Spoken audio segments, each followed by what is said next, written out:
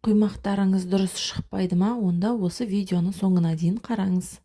Сәлем қыздар, сіздерге бүгін блинчиктің рецептін ұсынғалы отырмын.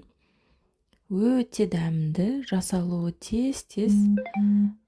Сондықтан видеоның соңына дейін қараңыздар.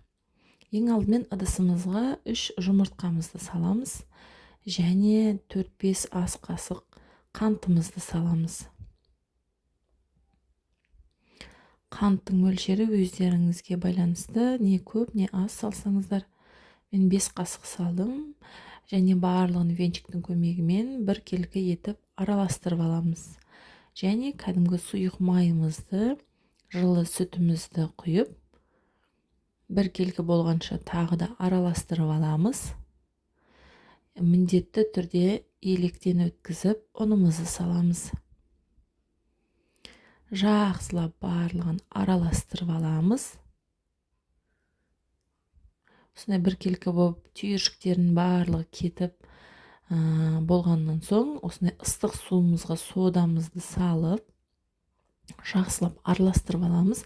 Сонда содан дәм шықпайтын болады. Және бағанағы массамызға ыстық суымызды құйып, тағы да жақсылап араластырамыз.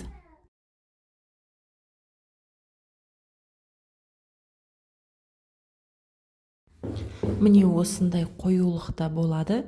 Енді табамызды жақсылап қыздырып аламыз. Үстінен бір ожаудан құйып отырып пісіреміз.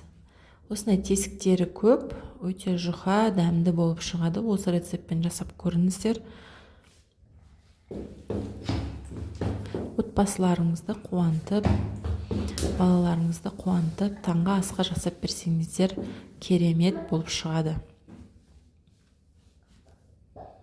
Және достар, қазақша контентті қолдап, менің каналыма жазылып қоюды ұмытпаңыздар. Мен келесіде бұдан да күшті рецепттер түсіруге тырысамын. Сондықтан қолдап, лайк басып, комментарий жазып қойсаңыздар болады. Міне осымен блинчиктерімізді тура осылай барлығын пісіріп аламыз. Құймақтарымыз дайын болды.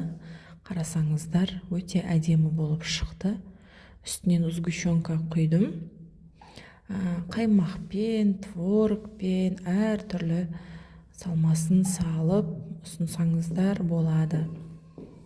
Менің видеомды соңына дейін қарағандарыңызға рахмет.